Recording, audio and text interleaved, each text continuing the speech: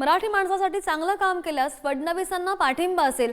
गुढीपाडवा मेळाव्यामधून राज ठाकरेंनी फडणवीसांना पाठिंबा देण्याची घोषणा केलेली आहे। तर फडणवीसांकडून कोणत्या चांगल्या कामांची अपेक्षा यादी जाहीर करायला हवी असं सुद्धा राऊत यांनी म्हटल्याचं पाहायला मिळतंय। आपण पाहतोय यावरच आता संजय राऊत यांनी सुद्धा प्रतिक्रिया दिलेली आहे। काल जे वक्तव्य गुढीपाडवा मेळाव्यामधून राज ठाकरे यांनी केलं होतं, पाठिंब्याची घोषणा फडणवीसांना केली होती, मात्र कोणती चांगली कामं यादी द्यायला पाहिजे होती असं सुद्धा संजय राऊत यांनी म्हटल्याचं पाहायला मिळतंय।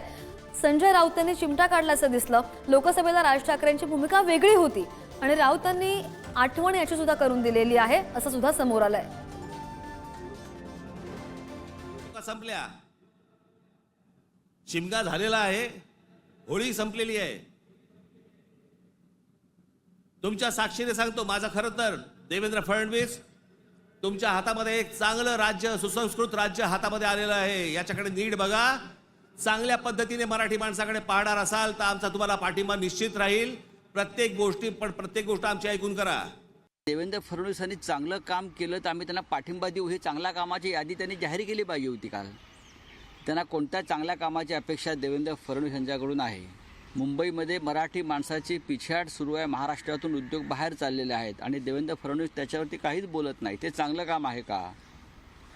मुंबईत मराठी माणसाला घर नाकारलं जात आहे, मराठी संस्कृतीवरती हल्ला होतो आहे। हे चांगलं काम असेल तर जरूर देवेंद्र फडणवीस यांना पाठिंबा देणं ही राष्ट्राची गरज आहे। मराठी भाषेचा अपमान करणाऱ्यांच्या कानफटात पण लोकसभेत त्यांची भूमिका वेगळी होती पूर्णपणे।